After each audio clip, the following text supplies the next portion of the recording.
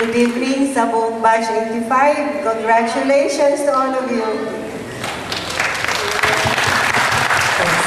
At magbili ng tinapay doon sa dating HE na office ko, nakabili kami ng piano.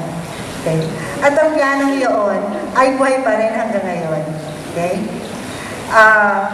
At that time, kailangan namin ng pondo para makabili ng mga equipments kasi nagsisimula pa lamang ang PCTR at that time. Alam nyo, hindi mimisan, makalawa, makaitlo, makalima, na bumili ng pandesal yun, na ang palaman yung giniling. Okay? Alam nyo kung sino siya? Sebastiano.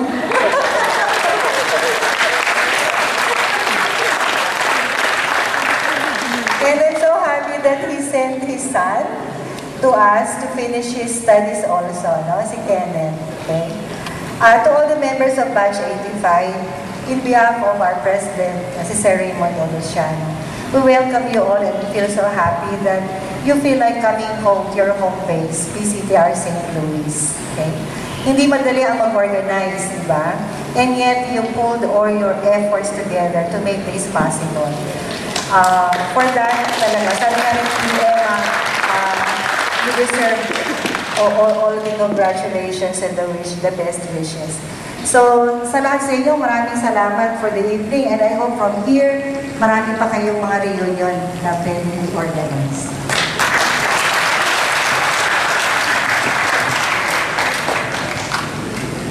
Tonight is not just a good evening, but equally successful and exciting.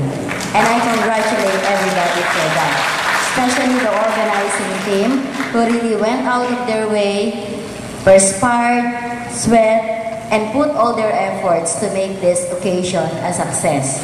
Once more, congratulations. So, I may not really be able to mention your names in roster. It will take us a time for that.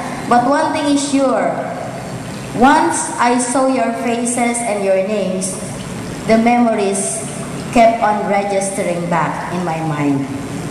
And the emotions of excitement are there, and of course, my feeling of pride for all of you. Now, one thing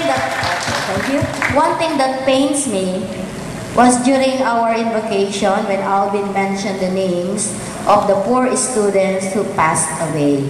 I know we're all going there, but I went ahead, pero hindi ako naiinggit sa kanila. Their names still register, not only their names, but even their faces. Especially Doon, no? Kasi sabi ko, mahirap yung mabait. Kinukuha agad ni Lord. Di ba mabait si Doon noon? No? Kaya ako ayokong bumait. Salamat.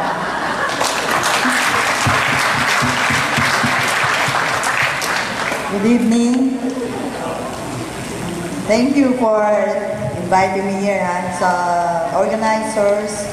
Salamat sa invitation at maging part nito. I'm happy actually when I received the text message and the invitation, when I saw the name Lorna Ninipot and then Ambet. Ayan. There was no second thought, no hesitation. Sabi ko, walang doubt yun. I'm going to attend this reunion. Because in the past, I received mga invitation for reunion. Medyo nag-aalanganin pa ako. Atin ba ako? Hindi. But this batch, honestly, walang second thought yun. Because I want to see, I'm excited to see all of you, actually. But then, I was saddened, sorry, naiyak ako.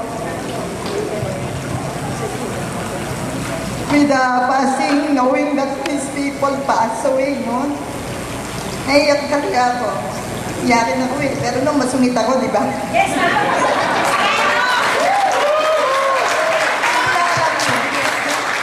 Masungit ako, pero sa klase, but then, mababaluha ako.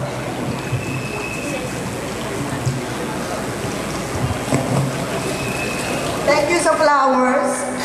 I remember among my students, the one who gave me the flower for the first box, that was in 1982. 1982, ng first box ng Ivory.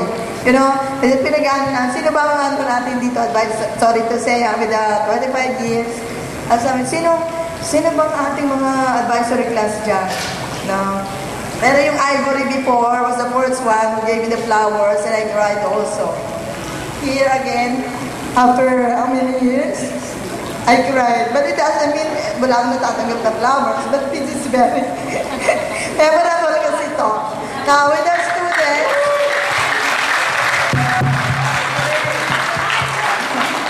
sa drama, mahilig ako mag-emo eh. But then, among the Ivory na lahat ng mga kayo naging estudyante ko, di ba?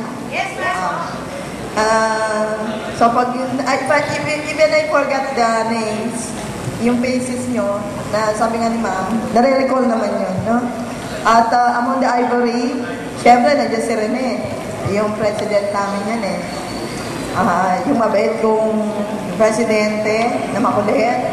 Si Emerald, even he was not my advisory class, kahit naman sinong teacher, hindi malilimutan yan. And then we have Herman, Raina Tia, the rest. But then, so, pasensya na sa mga names, but then yung mga mukha nyo, nasa memory ko yan. Kasi siguro ako mag-Alzheimer, hindi may malilimutan.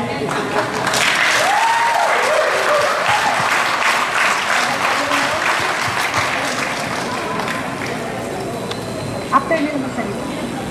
Isang mapagpala at marunong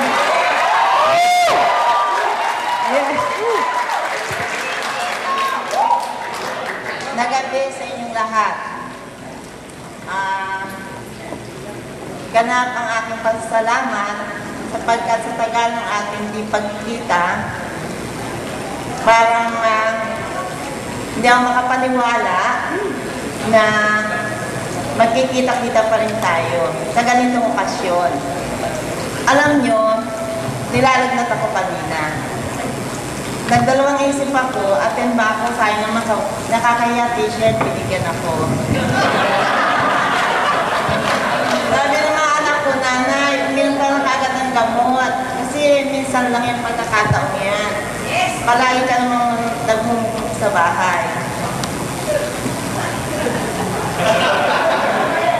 Kaya pinilit ko, kahit naman sa mga pakaramdam ko, sabi ko, na maliligo na ako. Attend ako, ang ganda-ganda ng pakaramdam ko. Kasi gusto kong makita nga kayo lahat.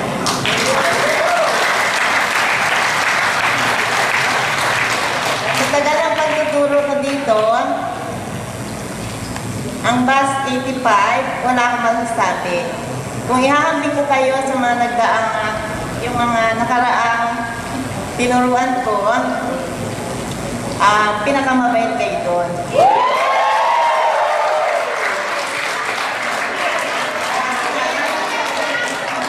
Kasi nga, isa sa dahilan ng pamamaalam ko sa paaralang ito ay ang talagang malaki na yung gap ng estudyante ngayon sa edad ko.